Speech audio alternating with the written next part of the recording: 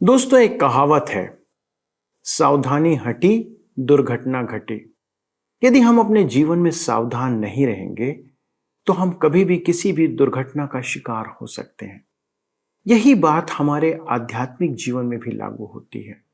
हमारे पास बहुत सी शिक्षाएं हैं, बहुत रीति से एक ही वचन को अलग अलग तरीके से प्रचार किया जाता है, प्रकट किया जाता है। परंतु आप कैसे जानेंगे कि जो वचन प्रचार किया जा रहा है, जो बातें सिखाई जा रही हैं, वो सही है या गलत है?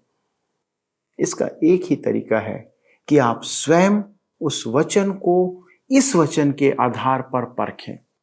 और ये काम कैसे किया जाता है? कैसे आप जानेंगे कि वचन सही रीति से आपके सामने आ रहा है कि नहीं? आपको कैसे सावधान रहना है, कैसे सजग रहना है अपने जीवन में, क्योंकि आपका जीवन बहुत बहुमूल्य है। आप जो विश्वास कर रहे हैं वो बहुत बहुमूल्य है। इसलिए इस बात को जानने के लिए आइए हमारे साथ इस अध्ययन में शामिल हो जाइए।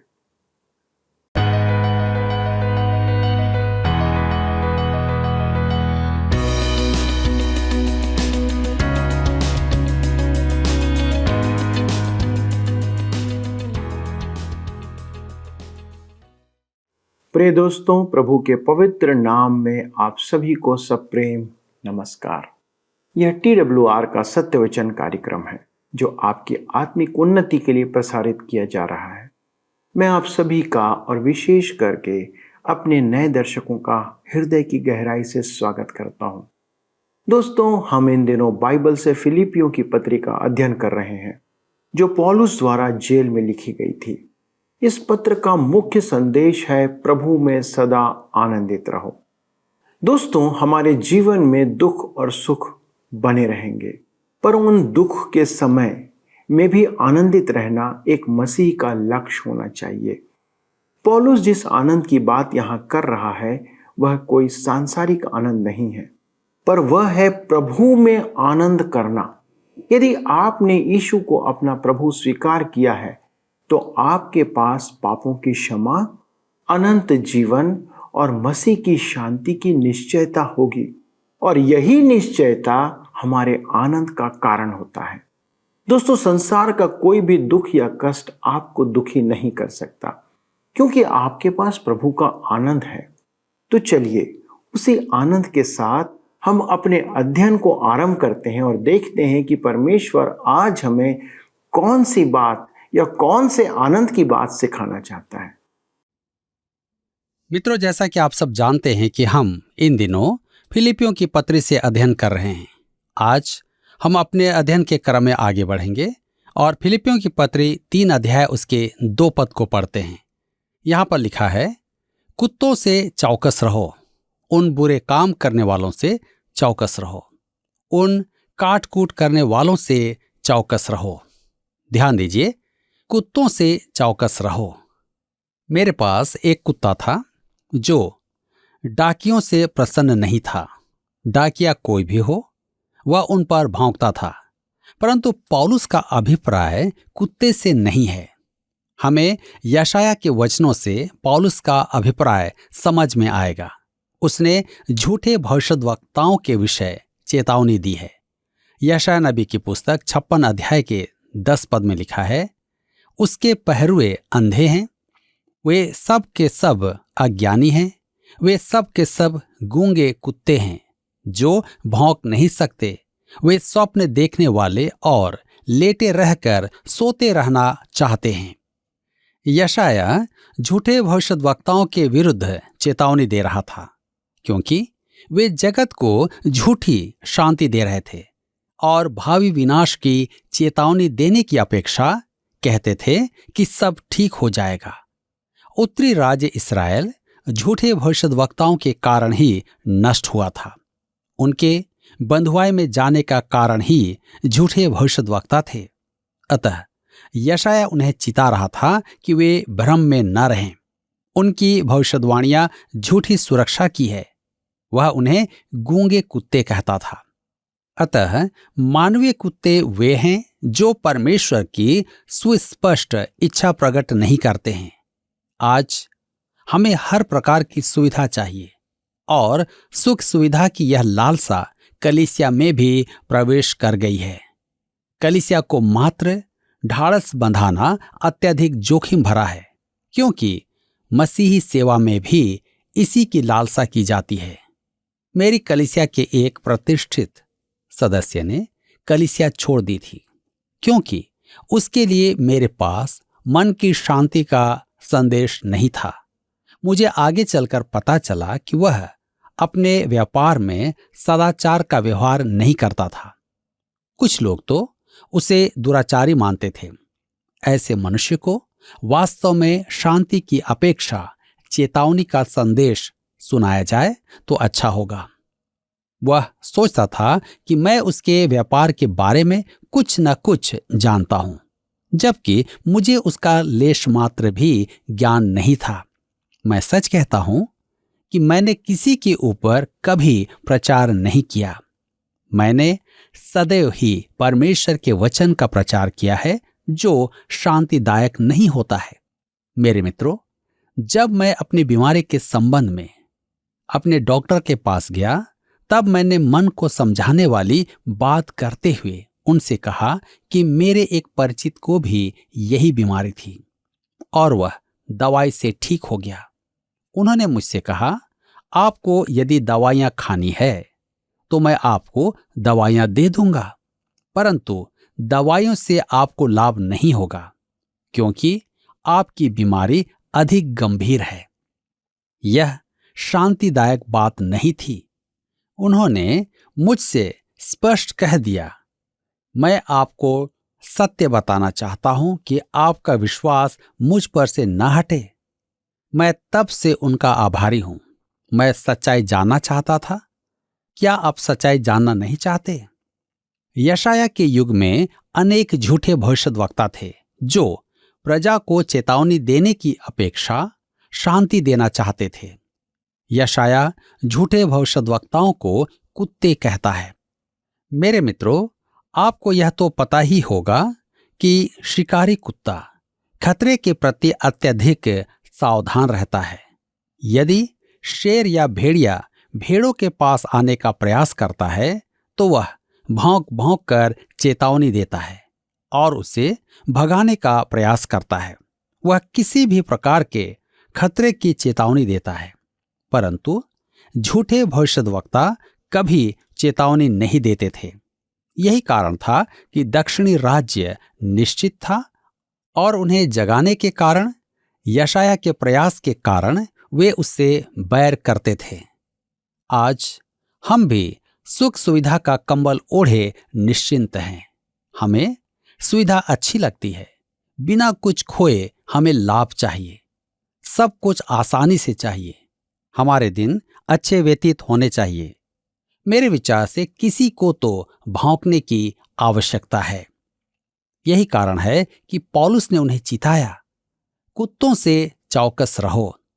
वे जो आपसे केवल शांति की बात करते हैं और परमेश्वर का वचन सुनाते हैं। बुरे काम करने वालों से चौकस रहो। एक और प्रचारक दल या जो उनसे अनुचित लाभ उठाएंगे, वे सत्यनिष्ठ नहीं हैं। काट कूट करने वालों से चौकस रहो। वह खतना वालों के विषय कह रहा है। ये लोग मसीही विश्वासियों को मूसा की व्यवस्था का पालन करने के लिए बाध्य कर रहे थे कि उद्धार और पवित्रता खतना बिना नहीं है। उनका खतना सच्चा नहीं था। फिलिपियों की पत्री 3 अध्याय के 3 पद में आगे लिखा है, क्योंकि खतना वाले तो हम ही हैं जो परमेश्वर के आत्मा की अगुवाई से उपासना करते हैं और मसीह यीशु पर घमंड करते हैं और शरीर पर भरोसा नहीं रखते। खतना वाले तो हम ही हैं। पौलुस के कहने का अर्थ क्या है? गलातियों के पत्र के अंत में पौलुस स्पष्ट कहता है, गलातियों के पत्र 6 अध्याय उसके 15 और 16 पद में, क्योंकि न खतना रहित कुछ है, परंतु नई सृष्टि जितने इस नियम पर चलेंगे उन पर और परमेश्वर के इस्राएल पर शांति और दया होती रहे। पुराना खतना अब समाप्त हो चुका है। परमेश्वर बाहरी दिखावे को नहीं देखता है। खतना वास्तव में मन का होता है। यह एक नया जन्म है। परमेश्वर के प्रति एक नया स्वभाव है। सच्चा खतना है मसीह में अवस्थित होना। शरीर पर भरोसा नहीं रखते। हमें अपने पुराने स्वभाव पर भरोसा नहीं रखना है। हम केवल मसीह में भरोसा रखते हैं। हम उद्धार के लिए अपने ऊपर भरोसा नहीं रखते और न ही हम पुराने स्वभाव में अपना मसीही जीवन जीते हैं। मेरे मित्रों, हमारा यह नया जीवन है जिसमें हम में मसीह का अंतर्वास होना चाहिए। व्यवस्था के पक्षधर विश्वासी पौलुस के पीछे पीछे हर जगह पहुंच जाते थे। वे विश्वासियों से कहते थे, हम जानते हैं कि भाई पौलुस कहता है कि हमें देह पर भरोसा नहीं रखना है, अर्थात हमें प्रथाओं पर नहीं चलना है और न ही बलिदान चढ़ाने हैं। व्यवस्था हमारा उद्धार नहीं कर सकती। वह उचित ही कहता है, क्योंकि उसके पास है ही क्या कि वह गर्व करे। उसकी यहूदी पृष्ठभूमि भी हमारे जैसी नहीं है। वह यह सब इसलिए कहता है कि वह अज्ञानी है और व्यवस्था पालन में खरा नहीं उतरा है। यही कारण है कि उसे शारीरिक अभ्यासों पर भरोसा नहीं है। अब पौलुस उनकी इस बात का उत्तर देता है। फिलिपियों की पत्री 3 अध्याय उसके 4 पद में लिखा है, पर मैं तो शरीर पर भी भरोसा रख सकता हूं। यदि किसी और को शरीर पर भरोसा रखने का विचार हो तो मैं उससे भी बढ़कर रख सकता हूं। पौलुस कहता है, यदि किसी और को शरीर पर भरोसा रखने का विचार हो तो मैं उससे भी बढ़कर रख सकता हूं। 8वें दिन मेरा खतना हुआ। इस्राएल के वंश और बिन्यामीन के गोत्र का हूं। इब्रानियों का इब्रानी हूं। व्यवस्था के विषय में यदि कहो तो फरीसी हूं। वह किसी भी यहूदी से अपनी तुलना करके दिखा सकता था कि वह किसी भी प्रकार उससे कम नहीं है। कहता है, मैं उनसे ऊपर ही हूं। अब वह उन 7 बातों का उल्लेख करेगा जिन पर उसे कभी भरोसा था। यह धर्म था। यदि कोई धर्म के द्वारा उद्धार पा सकता था तो वह तरसुस का पौलुस ही था। फिलिपियों की पत्री 3 अध्याय उसके 5 और 6 पद में लिखा है, 8वें दिन मेरा खतना हुआ। इस्राएल के वंश और बिन्यामीन के गोत्र का हूं। इब्रानियों का इब्रानी हूं। व्यवस्था के विषय में यदि कहो तो फरीसी हूं। उत्साह के विषय में यदि कहो तो कलीसिया का सताने वाला और व्यवस्था की धार्मिकता के विषय में यदि कहो तो निर्दोष था। आज भी मनुष्य अनेक बातों पर गर्व करता है, परंतु किसी से उद्धार नहीं। तो आइए हम देखें। पहली बात, 8वें दिन मेरा खतना हुआ। यह मूसा की व्यवस्था की मुख्य प्रथा थी। वह पालने से निकलकर आराधनालय में खतना करवाने तो नहीं गया था कि 8वें दिन उसका खतना किया जाए।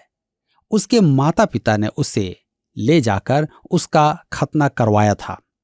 वह स्पष्ट करता है कि उसके माता पिता ईश्वर भक्त थे। उन्होंने मूसा की व्यवस्था के अधीन उसका खतना करवाया था और मूसा की व्यवस्था की अनिवार्यताओं में ही उसका पालन पोषण किया गया था। आपको स्मरण होगा कि यीशु के माता पिता भी भक्त जन थे और उसे खतना करवाने मंदिर में ले गए थे। मेरे मित्रों, मेरी सेवकाई में हानिकारक और बाधक बात थी कि मैं एक मसीह परिवार में बड़ा हुआ था। मेरे पिता कभी कभी शराब पीते थे और आराधनालय में कम ही जाया करते थे, परंतु उन्होंने मुझे संडे स्कूल भेजा। इसके लिए मैं परमेश्वर का धन्यवाद करता हूँ।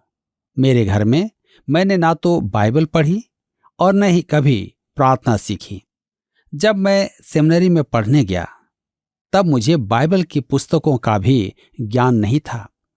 मैं देखता था कि वे विद्यार्थी जो अच्छे मसीह परिवार से आए थे वे बहुत कुछ जानते थे। मुझे सदा ही कमी का आभास होता था, परंतु पौलुस के साथ ऐसी कोई समस्या नहीं थी। 8वें दिन उसका खतना हुआ, अर्थात उसके माता पिता धर्मी जन थे। दूसरी बात हम देखते हैं, इस्राएल का वंश।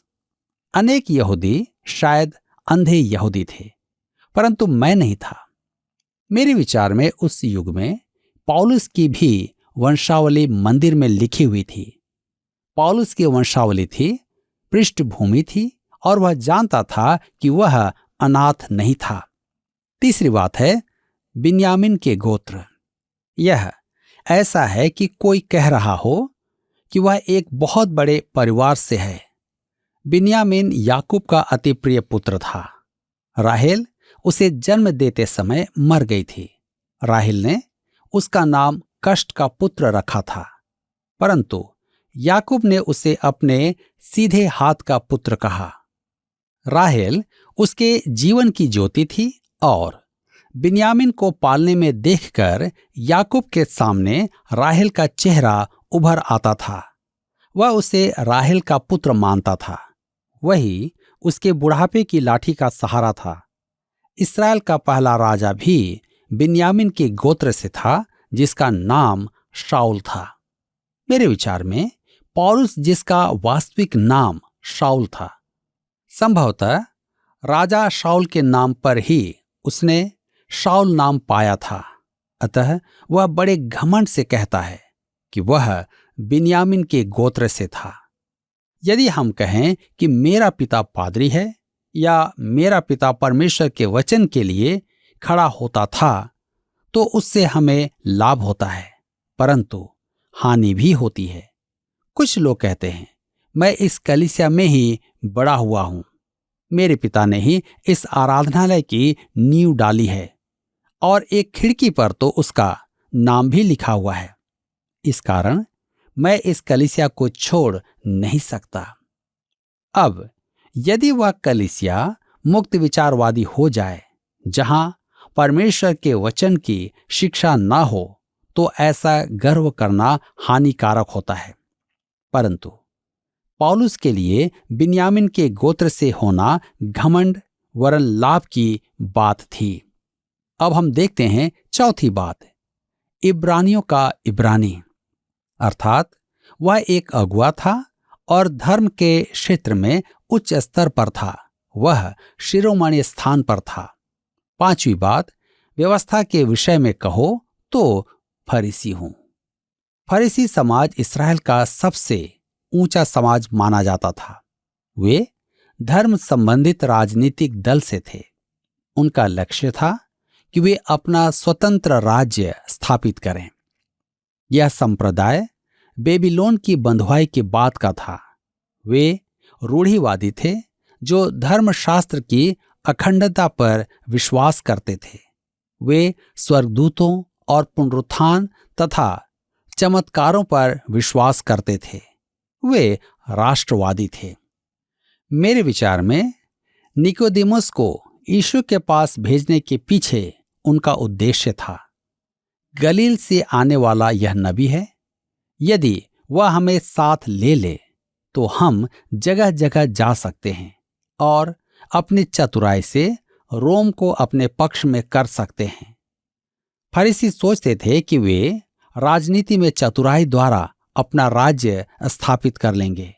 वे इस पृथ्वी पर परमेश्वर का राज्य स्थापित करना चाहते थे। पौलुस कहता है कि वह एक फरीसी है। छठवीं बात है, उत्साह के विषय में कहो तो कलीसिया का सताने वाला।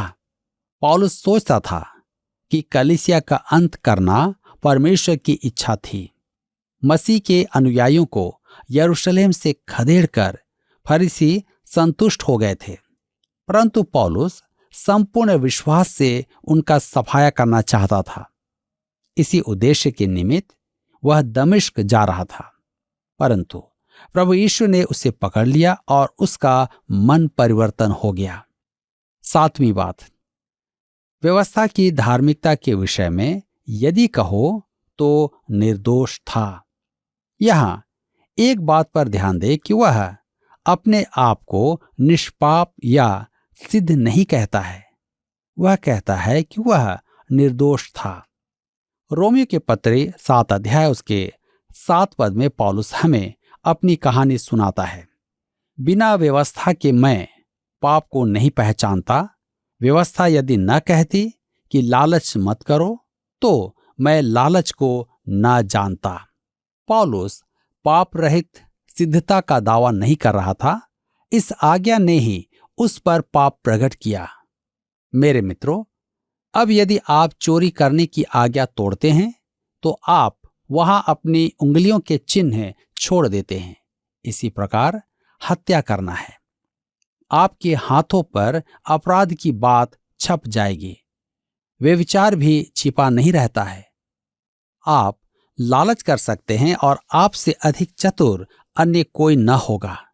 यदि पौलुस हमें यह न बताता तो हम सोचते कि वह निष्पाप था, सिद्ध था, परंतु वह स्पष्ट कहता है कि वह नहीं था। वह कहता है कि व्यवस्था उसके लिए दंड का कारण हुई। व्यवस्था की धार्मिकता के विषय में यदि कहो तो निर्दोष था, अर्थात वह पाप बलि चढ़ाकर परमेश्वर के संबंधों में उचित था। पौलुस निष्ठावान था। वह व्यवस्था का सम्मानपूर्वक पालन करता था। वह एक अति पवित्र जन था, अतः उसे पूर्ण अधिकार था कि कहे, यदि कोई देह के कामों पर गर्व करे तो वह मैं हूं। मेरे प्रियो, ये सब पौलुस की योग्यताएं थी। उसके धर्माचार्य इतने अधिक थे कि वह सोचता था कि वह परमेश्वर की दृष्टि में ग्रहण योग्य थी। ये उसके लाभ की बातें थी। उसका एक ही दुर्गुण था कि वह प्रभु यीशु से घृणा करता था। इसी घृणा के कारण वह यीशु के अनुयायियों का नाश करना चाहता था। एक दिन प्रभु यीशु ने उसे दमिश्क के मार्ग पर पकड़ा और उसने अपने जीवन का लेखा बदल दिया। उसका लाभ हानि बन गया और हानि लाभ। यह एक संपूर्ण क्रांति थी। यीशु से भेंट करने के बाद पौलुस ने सब लाभ की बातों को हानि समझा और जो हानि की बातें थी उन्हीं की ओर बढ़ चला। आज मैं आपसे पूछता हूं, मेरे मित्रों, आप किसे हानि की बात समझते हैं और किसे लाभ की बात समझते हैं? क्या आपकी मुलाकात, क्या आपकी भेंट यीशु से हुई है? यदि हां, तो मैं समझता हूं कि आपके जीवन में भी अवश्य कुछ न कुछ परिवर्तन आए हैं। परमेश्वर आज के इस वचन के द्वारा आप सबको आशीष दे और आप सबकी सहायता करे। मित्रों, आज आप और मैं जिस संसार में जीवन जी रहे हैं उसमें हमें बहुत ही सावधान रहने की आवश्यकता है। कारण यह है कि बाइबल तो एक है, परमेश्वर का वचन भी एक ही है, पर उसकी शिक्षाएं अनेक रूप से प्रकट की जा रही हैं। बहुत से ऐसे शिक्षक हैं जो वचन को तोड़ मरोड़ कर लोगों को सिखाने का काम करते हैं। वचन जो नहीं कहता उसे सिखाते हैं, परमेश्वर की आज्ञा के विरुद्ध बात सिखाते हैं। इसलिए पौलुस लिख रहा है कि चौकस रहो। किन से? गलत शिक्षा देने वालों से, वचन ना सिखाने वालों से, बुरे काम करके स्वयं को सेवक बताने वालों से, वचन को काट छांट करने वालों से। दोस्तों, आप कैसे जानेंगे कि कोई सिखाने वाला सही शिक्षा दे रहा है या गलत शिक्षा? केवल वचन को पढ़ने और जानने के द्वारा। इसलिए हमारा यह प्रयास है कि आपको संपूर्ण वचन का अध्ययन प्रदान करें और आप भी हमारी बातों और शिक्षाओं को वचन के आधार पर तौलें कि हम जो सिखा रहे हैं वो बाइबल के अनुसार है कि नहीं है। उसके बाद ही उसे अपने जीवन में अपनाएं। दोस्तों, वचन की सत्यता को वचन के द्वारा से ही परखा जा सकता है। दोस्तों, सावधान और चौकस रहना हर एक मनुष्य और विश्वासी की आवश्यकता है। आइए हम चौकस रहें, सावधान रहें और प्रार्थना। आइए प्रार्थना में जाएं। हमारे स्वर्गीय पिता, हम धन्यवाद देते हैं कि आपका वचन हमें अद्भुत शिक्षा देता है। लेकिन प्रभु, आज संसार में अनेक ऐसे हैं जो इस वचन को निरुद्देश प्रचार करते हैं, जो इस वचन को गलत उद्देश्य के साथ प्रचार करते हैं, जो इस वचन के उस नियत के विपरीत प्रचार करते हैं। और पिता, जिस संदेश को आपने मनुष्यों के लिए दिया उसे तोड़ मरोड़ कर प्रकट करते हैं। पिता, इस कारण बहुत से विश्वासी, बहुत से लोग गलत दिशा में चले जाते हैं, दिशा भ्रमित हो जाते हैं। पिता, हमारी प्रार्थना है कि आप अपनी सहायता हमारे दर्शकों को प्रदान करें कि वे आंख बंद कर किसी वचन पर भरोसा या विश्वास ना करें, परंतु उन वचनों को बाइबल के आधार पर परखें, क्योंकि आपका वचन जीवित है, प्रबल है, सामर्थी है और गांठ गांठ और गूदे गूदे को भेदने का सामर्थ्य रखता है। हमारी प्रार्थना है पिता कि हमारे सब दर्शकों की सहायता करें कि वे वचन के अध्ययन में, वचन को समझने में प्रभु आपके द्वारा से सामर्थी बनाई जाए, और ना केवल अपने व्यक्तिगत जीवन के लिए परंतु अपने परिवार के लिए, मित्रों के लिए, रिश्तेदारों के लिए, कलीसिया के लिए, संसार के लिए प्रभु वो आशीष का कारण ठहरे। उनके हर एक परेशानी, विपत्ति को आप दूर करें और उसके द्वारा से प्रभु आपके नाम की महिमा प्रकट करें। धन्यवाद के साथ विनती यीशु के नाम से मांगते हैं, आमीन। प्रिय दोस्तों, यदि आपके पास आज के अध्ययन के आधार पर कोई प्रश्न है या आपके पास कोई प्रार्थना निवेदन है तो कृपया हमें उसे भेजें SMS के द्वारा, फ़ोन के द्वारा, ताकि हम आपके लिए प्रार्थना करें। हम प्रतिदिन आपके लिए प्रार्थना करते हैं और आपके विषयों को हम परमेश्वर की वेदी पर रखने का प्रयास करते हैं। अगले प्रसारण में इस अध्ययन में आगे बढ़ेंगे और आपके लिए कुछ नए भेद की बातों को परमेश्वर के वचन से प्रकट करने का प्रयास करेंगे। तब तक परमेश्वर के वचन से प्रेम करते रहें और उसके साथ चलते रहें। प्रभु आपको आशीष दे। आइए अब हम प्रश्न देखें। पिछले प्रश्न का उत्तर है ए, इप्फ्रोदीतुस। फिलिपियों की कलीसिया का पास्टर इप्फ्रोदीतुस था।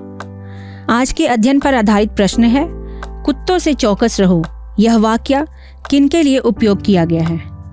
ए, कुत्तों के लिए, बी, अविश्वासियों के लिए, सी, झूठे भविष्यद्वक्ताओं के लिए, डी, शैतान के लिए।